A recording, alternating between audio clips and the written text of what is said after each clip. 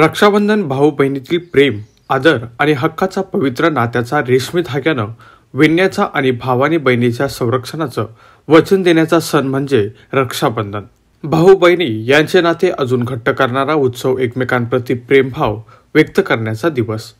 परमात्मा शिवांकडून वरदान व रक्षा कवच प्राप्त करून घेण्यासाठी राजयोगिनी ब्रह्माकुमारी सरला दिदी यांच्या पुढाकारातून आज मंगळवार दिनांक 24 ऑगस्ट 2021 रोजी साईनगर येथील ब्रह्माकुमारी परमात्मा अनुभूती भवन येथे रक्षाबंधन मोठ्या उत्साहात पार पडले.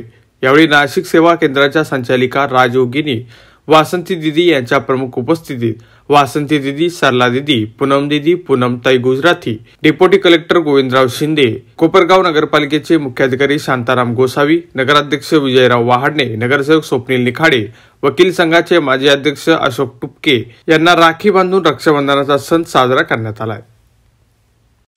वासंती दिदी म्हणजे आपल्यासाठी वसंत ऋतू आहे. जेव्हा जेव्हा मरगळ येते किंवा जेव्हा जेव्हा पालझडी होते म्हणजे पानं गळून जातात आपली, आणि आपल्याला उत्साह देण्यासाठी नाशिकहून ही गोदावरी माता वाहत वाहत आपल्या कोपरगावला येते.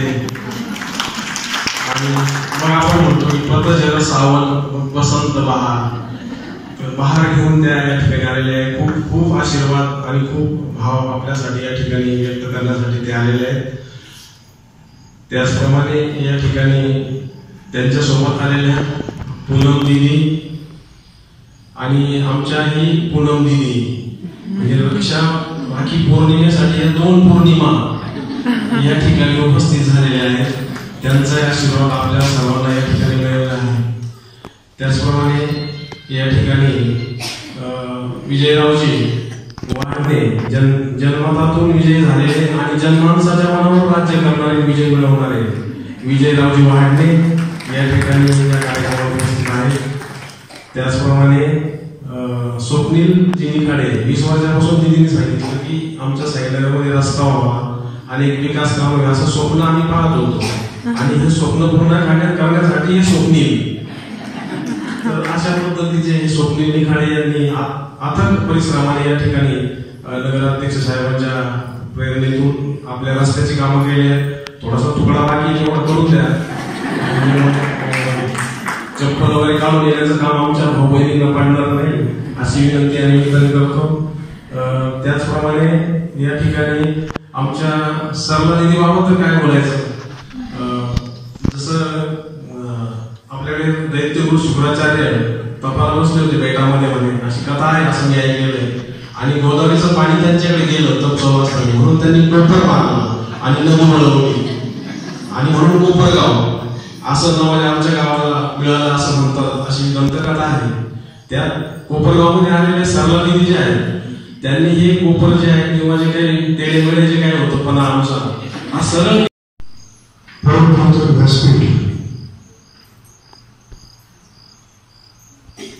या ठिकाणी जमलेले प्रजापती ब्रह्मकुमारी परिवाराचे सर्व साधक झाले. अशी बोलताना मी मित्र ठिकाणी बोलले की या एवढ्या पवित्र व्यासपीठावर बोलण्याची आपली पात्रता आहे का.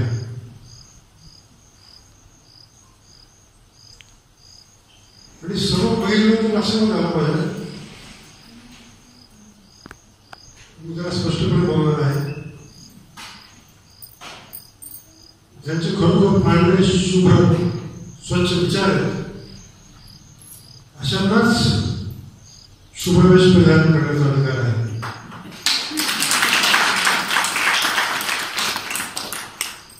आणि आम्ही जे राजकारण मंडळी जे दिवसभर एकमेकांचा बैल बघतो,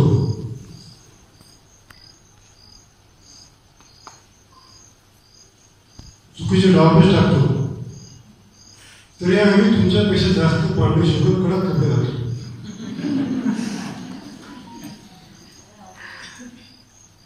मी तेव्हा मी कविता लिहिली होती रक्षाबंधनाच्या निमित्ताने.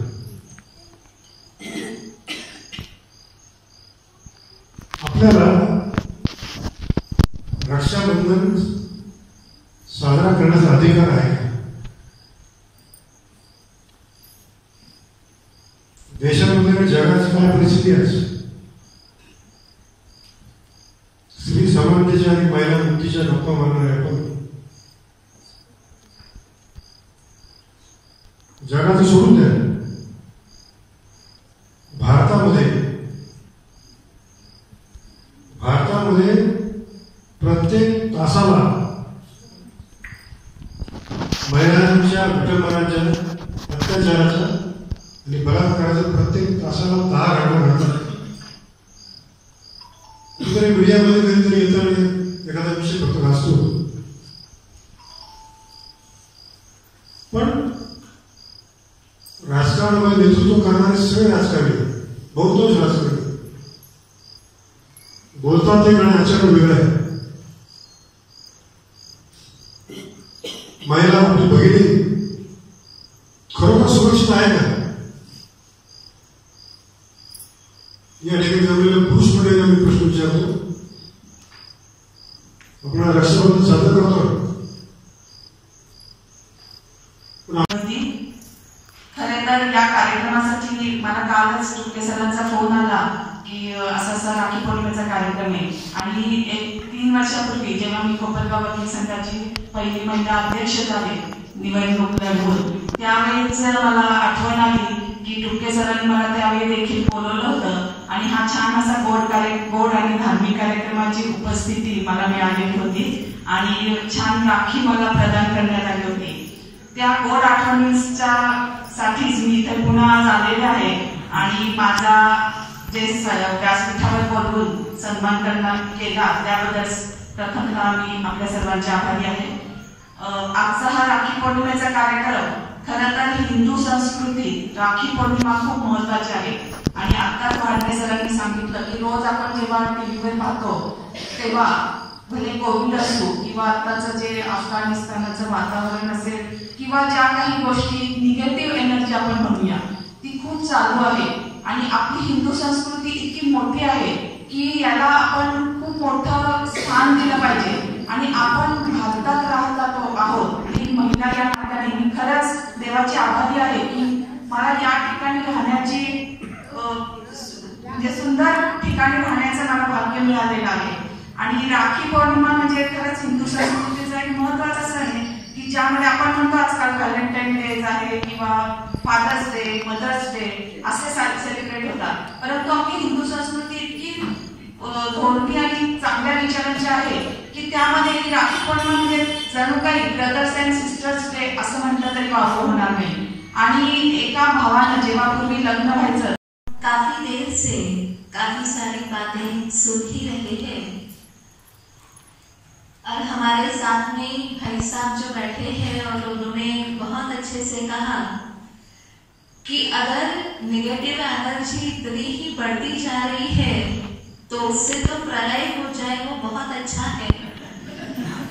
तो हम आपको जरूर ये खुशखबरी सुनाना चाहते हैं कि जैसे 12 में 2-3 मिनट कम होते हैं, अभी सृष्टि के परिवर्तन के लिए उतना ही समय बाकी है. और जो महात्मा गांधी जी को लगता था कि राम राज्य की स्थापना होनी चाहिए, वो राम राज्य अभी दूर नहीं है जहां पर सब बहुत प्यार से रहेंगे, सब एक दूसरे को सत्कार देंगे और जहां पर किसी भी प्रकार की निगेटिविटी नहीं है. आज के रक्षाबंधन के दिन हमारे सभी प्यारे प्यारे भाई बहनों को बहुत बहुत मुबारक तो है ही है. आज कोपरगांव की इस फुलवाड़ी को देखते हुए हमें बहुत बहुत बहुत खुशी हो रही है. और जब हम यहाँ पर बैठे थे तो ऐसा लगा कि जैसे हम टैलेंट हॉल में ही बैठे हुए हैं और यहाँ बैठ संकट में पहुंच गए थे, क्योंकि ये हॉल हम फर्स्ट टाइम देख रहे हैं. लेकिन सरला दीदी को भी बहुत बहुत मुबारक कि इतना अच्छा हॉल उन्होंने यहाँ पर बनाया.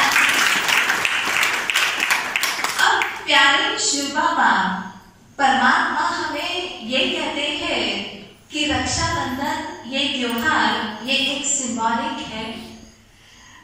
थोड़े दिन से शिव बाबा की मुर्गियों को देखें तो बाबा ने हमें बहुत अच्छे से बताया कि हमारा बोलना कैसा होना चाहिए, हमारा व्यवहार कैसा होना चाहिए। परमात्मा ने कल भी हमें कहा कि हम जब बाबा को याद करते हैं तो वो पॉजिटिव एनर्जी फैलती है, वाइब्रेशंस फैलते हैं, और वो भी एक प्रकार की सेवा ही है। तो जब हम बाबा का ज्ञान सुनना शुरू कर देते हैं, हमारी भी एक रिस्पॉन्सिबिलिटी है कि हमें बाबा की आशाओं को पूरा करना ही है, क्योंकि हम उनकी आशाओं के दीपक हैं। इसलिए राखी तो परम आदरणीय दीदी जी से हम बांधेंगे ही बांधेंगे, लेकिन जब हम ऐसे महान आत्माओं के सामने कोई भी